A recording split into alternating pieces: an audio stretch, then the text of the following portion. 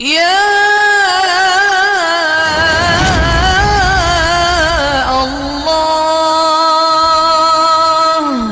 قربانی حضرت ابراہیم کا طریقہ ہے. حضور نے اگرچہ نبی پاک کی اپنی سنت تھی، یہ بھی کہہ سکتے تھے سنتی و سنت ابیکم ابراہیم، میری سنت ہے اور تمہارے باپ ابراہیم کی سنت ہے. یہ نہیں فرمایا. جب صحابہ نے کہا قربانی کیا ہے، فرمایا سنت ابیکم ابراہیم، یہ تمہارے باپ ابراہیم کی سنت ہے. ہر صاحب نصاب پر قربانی واجب ہے. جو زکوٰۃ کا نصاب رکھتا ہو اس پر قربانی واجب ہے، یعنی ضروریات سے زیادہ اتنے پیسے جتنے پیسوں سے زکوٰۃ فرض ہوتی ہے، اتنے پیسے جس آدمی کے پاس قربانی سے پہلے آ جائیں اس آدمی پر قربانی کرنا واجب ہے. بکرا، چھترا، دمبا 1 سال کا یا دمبا 6 مہینے کا ہو پر اتنا بڑا محسوس ہوتا ہو کہ لگے کہ 1 سال کا ہے، اس کی قربانی ہو سکتی ہے. جانور میں کوئی عیب نہیں ہونا چاہیے. اتنا کمزور نہ ہو کہ ذبح جہاں اسے کرنا ہے وہاں وہ چل کے جا نہ سکے، اتنا کمزور جانور نہ ہو. اس کے اندر بظاہر کوئی اتنا بڑا نقص نہ پایا جاتا ہو، کانا نہ ہو، لنگڑا نہ ہو، کوئی اس کی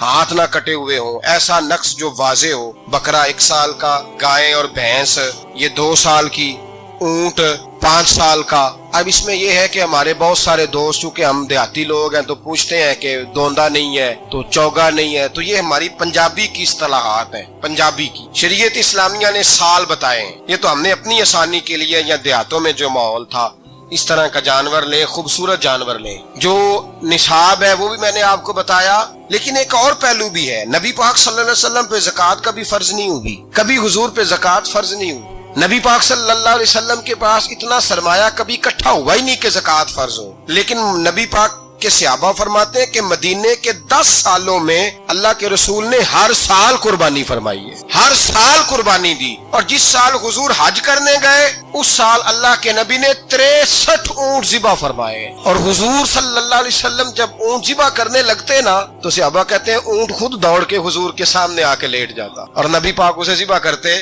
اور فرماتے ہیں ایک دوسرے کو دھکے دیتے اونٹ کے، پہلے میں نے جانا ہے ذبح ہونے کے لیے، پہلے میں نے. انہیں پتا تھا کہ جو مصطفیٰ کے ہاتھوں ذبح ہوگا وہ تو دائمی زندگی پا جائے گا، یہاں بھی وہاں بھی زندہ. 63 اونٹ ذبح کیے. ایک اونٹ میں کتنی قربانیاں ہوتی ہیں؟ 7. اب 63 کو 7 سے ضرب دو گے تو کتنی بنے گی؟ اور پھر نبی پاک صلی اللہ علیہ وسلم نے 10 سال مدینہ منورہ میں قربانی دی ہر سال. اب وہ 63 اونٹ، ایک اونٹ میں 7 قربانیاں، ہر سال یہاں قربانی. اور مولا علی شیر خدا فرماتے ہیں نبی پاک 2 قربانیاں دیتے. میں نے کہا حضور 2 جانور ذبح کر رہے ہیں آپ، تو حضور نے فرمایا ایک میری طرف سے، ایک میری امت کی طرف سے، غریبوں کی طرف سے. اور حضرت علی کو حضور نے وصیت فرمائی تو 2 دیا کرے گا. یا رسول اللہ صلی اللہ علیہ وسلم میں غلام ہوں، خادم ہوں. حضور نے فرمایا علی ایک تو نے اپنی دینی ہے، ایک میری طرف سے دینی ہے. 2 قربانیاں. مولا علی نے بھی ساری زندگی 2 قربانیاں دی. حضرت علی بھی مال کے نصاب نہیں، اپنا مکان ہی نہیں تھا، کوئی کاروبار نہیں تھا، کئی دن فاقے رہتے تھے، پر قربانیاں کتنی دیتے تھے؟ 2. ہمارے پاس ویسے اگر سسرال میں، میکے میں، کزنوں میں کچھ شادی ہو جائے تو 50-60 ہزار کا خرچہ برابر ہے، وہ پکا ہے. اور قربانی کی باری غریب ہو گئے، سارے غریب ہو گئے، کہتے نہیں یہاں مشکل ہے. او خدا کے بندے، اللہ کے ساتھ تجارت کر، اس کے رستے میں 1 دے گا، رب تجھے 70 گنا اضافہ کے ساتھ عطا فرمائے گا. قربانی مال کے نصاب پہ ہے. کوشش کیا کریں کہ اللہ کے رستے میں جب دینا ہو پھر لیت اللہ سے بچیں، خوبصورت جانور لائیں. جن کو اللہ نے توفیق دی ہے ان کے لیے نصیحت ہے، جن کو اللہ نے توفیق دی. میں نے اپنے حضرت صاحب کو دیکھا ہے، وہ کہتے تھے کئی جانور اللہ نے بڑا نوازا ہے. کہتے ایک میرا ہے، ایک میرے ماں کا، ایک میرے باپ کا ہے، ایک میرے فلاں استاد صاحب کا، ایک میرے پیر صاحب کا ہے. یہ جانور غوث اعظم جیلانی کا نام کا دے رہا ہوں. اور پھر ایک بڑا خوبصورت جانور بندھا ہوتا اور حضرت خود ان کو چارہ ڈال رہے ہوتے. تو حضور یہ کیا ہے؟ فرمانے لگے یہ میں رسول اللہ کے نام پہ قربان کروں گا، یہ نبی پاک کے نام پر قربان کیا جائے. جن کو اللہ نے حیثیت دی ہے وہ کوشش کریں اپنے محبوب کی طرف سے بھی قربانی کریں، نبی پاک کے نام کی قربانی دے. خوبصورت سا جانور پیارا، پھر اس کی خدمت ہو، پھر اس کی قربانی دی جائے اور نبی پاک کے نام پر قربانی دی جائے. حضور نے خود وصیت فرمائی حضرت ابو بکر صدیق کو. قربانی بڑا حسین عمل ہے اور میرے نبی پاک صلی اللہ علیہ وسلم نے ناراضگی بھی فرمائی. ذرا خوگر حمد سے تھوڑا سا گلہ بھی سن لے. میرے حبیب نے فرمایا جو طاقت کے باوجود قربانی نہ کرے وہ ہماری عیدگاہ میں عید کی نماز پڑھنے نہ آئے، وہ نہ آئے. اور یا رسول اللہ جو کرے گا، فرمایا قربانی کے جانور کا خون کا قطرہ بعد میں زمین پہ گرے گا، اللہ اس کے سارے گناہ پہلے معاف فرما دے گا، اللہ اس کے سارے گناہوں کو بخشے گا.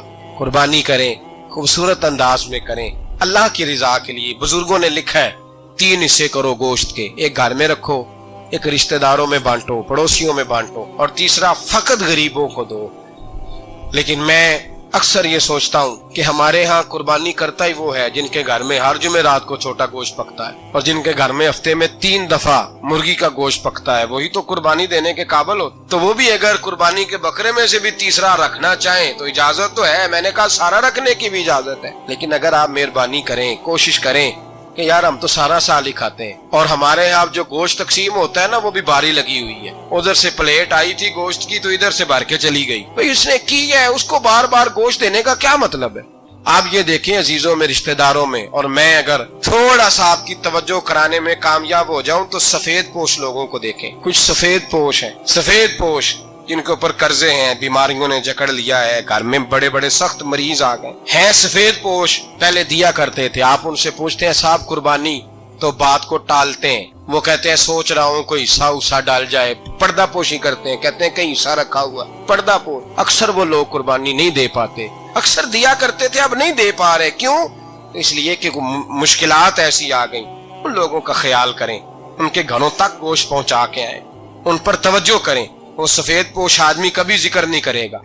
कुछ तो ऐसे हैं जो खुद पहुंच जाते हैं कि हमें गोश्त दिया जाए, लेकिन कुछ सफेद पोश हैं, ला यसअलून अन्नास इल्हाफा।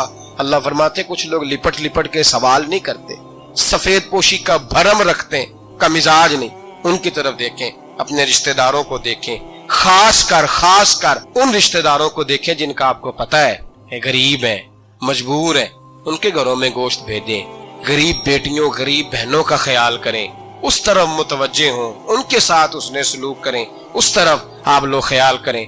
अल्लाह हमें समझने की तौफीक अता फरमाए।